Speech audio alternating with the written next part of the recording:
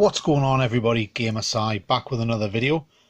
Now, if you like me and you are a UK child of the 80s, then you'll no doubt recognise one of these, which is of course the Sinclair ZX Spectrum in all its rubber-keyed dead flesh goodness.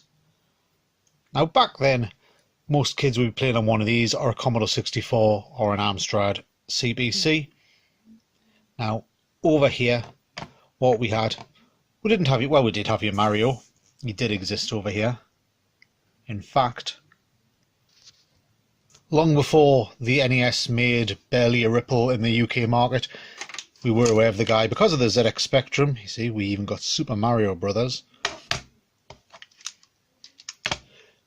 And was his first foray in Donkey Kong, which were both ported to the Spectrum.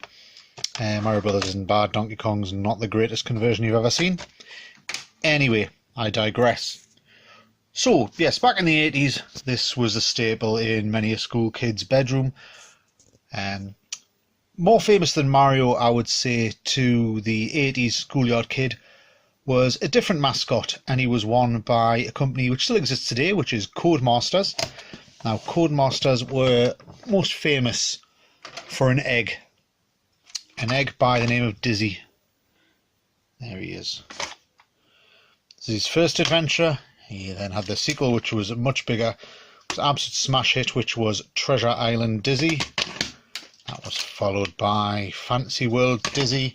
And there was more. There was Magic Land Dizzy. There was more after this. There was spin-off games like Dizzy Panic, etc. Now, the thing all these had in common is they were all by a group of programmers called the Oliver Twins.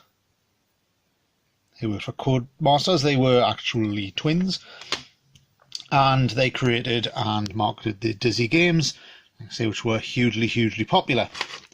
Anyway, fast forward to today, and the Oliver Twins have discovered a few unreleased programs that they, funny enough, never released.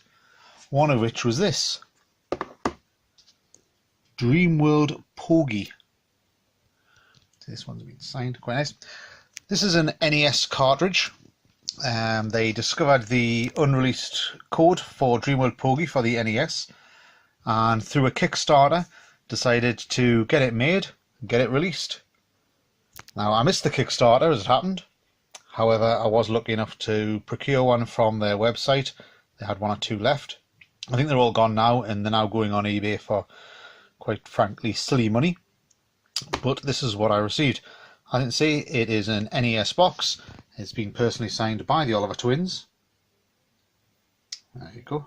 Phil and Andrew Oliver, aka the Oliver Twins.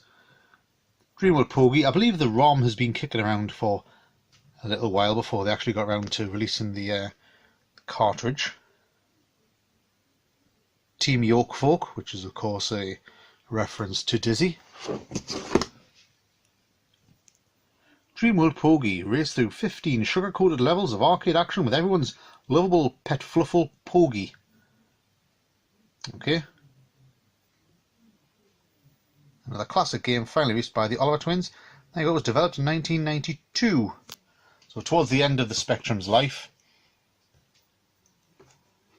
Probably why it was developed for the NES. They did release a Dizzy game before this on the NES, which was done in a kind of a pass-through cartridge to get past Nintendo's crazy and illegal these days manufacturing laws. But yeah. So what's inside? Let's have a look. The first thing inside that you will find, which you would expect, is the NES cartridge itself. Dreamworld Pogie, that being Pogie. Again, signed by the Oliver Twins, which is nice. Feels like a proper NES cartridge. I think they've had these made. I don't think they've kind of repurposed older ones. Caution. Microwaves are magical and can make your game disappear. Reheating the game in a microwave still won't make it edible. This game has nothing to do with Nintendo, and don't even ask why. You know what happens to people who know too much. From MUNES #PL. feels. It feels just like any other NES cartridge, to be honest. Nothing great deal to tell you about that, other than, isn't that nice to have a brand new NES cartridge in this stage in 2018? Great stuff. Now, as well as that, there was a few other odds and bobs in the box. There is a piece of paper. Ooh. Nope. And it says, there we go. Hello, gamer. If only it said hello, gamer, sigh. Every care has been taken to ensure the game you are holding in your hands works flawlessly and gives you complete satisfaction. To make sure you enjoy playing, we have spent multiple hours on testing and optimization, and also could not have been created without your help. We wish you an awesome time playing this game. There they are again. MUNES #PL. Now, this is a bit that's a little bit interesting. How to change a region. If your console keeps auto-resetting itself upon starting the game, you may want to change region setting. Now, I understand that the NES will do that if it's got the wrong region cartridge in it, and it can be easily modded by clipping a pin. However, I've never heard of this. To do so, follow these steps. Place the game in your console and press the power button. Press reset a few times in short periods of time. Or English there. Once the console stops resetting, the region has been set and saved. By default, your copy was set to NTSC. It doesn't really matter which one mine's been set to, because I've got multiple ways to play NTSC cartridges, but has anyone heard of this before?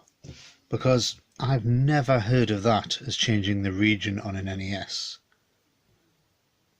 4 to 10 times will change the region on an NES. I guess it must do, but unless I've just lived under a rock, I have never heard of that. That's interesting and odd. I won't be doing that.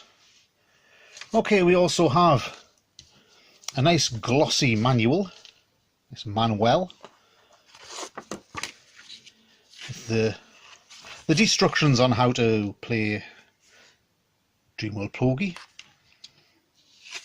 Quite nice, isn't it, in these days of never getting a manual anymore?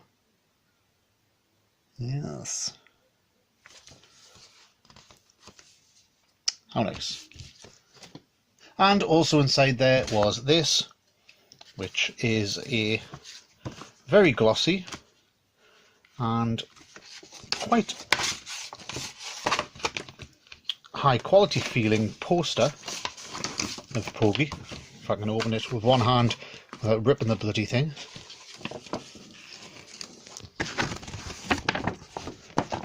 Haha, there we go. Dreamworld Pogie. He's good. He's evil. He's evil, he's good. He's Pogie, he's Pogievil. Whatever. That's quite nice. That would go quite nice in a frame. It's not going in a frame, it's going to live in the box forever. But it's nice to get gubbins like that in a box, isn't it? Takes you back to the good old days when manufacturers gave a monkeys. So, that's the contents of the box. Let's have a look at what the game looks like. I'm just going to play some random game footage that I took. Now, here's a little thing that I discovered whilst trying to capture footage for this.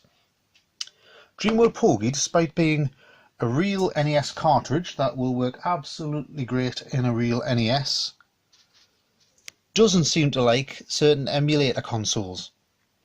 Normally I would capture footage by capturing through the Retron 5 or the Retro Freak.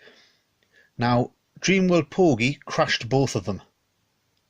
The Retro Freak can get to the title screen, at which point it crashes when you try to start the game. The Retron 5 crashes as soon as it tries to load it. Obviously neither of them recognise the name of the game, which you wouldn't expect, but most of the time those systems can run a game even if they don't recognise them. And no, Dreamworld Pogie crashed them both. I was able to get it to run on the Retro Trio, which is a system that uses, it's a clone rather than using emulation. It ran absolutely fine on that. and it runs absolutely fine on a real NES. But just be warned, if you are planning on grabbing hold of one of these, especially if you're planning to capture footage for YouTube or something like that, a Retro Freak and a Retron 5 will not play this game. Anyway, this is what the game looks like. Just captured a little bit of footage just to show you. Obviously this had to be through Composite and through the Retro Trio, so it's maybe not the greatest picture you'll ever see, but it works and it'll give you an idea of how the game plays. I've quite enjoyed playing through the game. I've only played through about the first half of it. It only turned up today. But let me know what you think. What do you reckon of these new releases of old games? I think it's quite good that games that were never given the lease of life are now released. Anyway, I've been GamerSci. Keep it hard.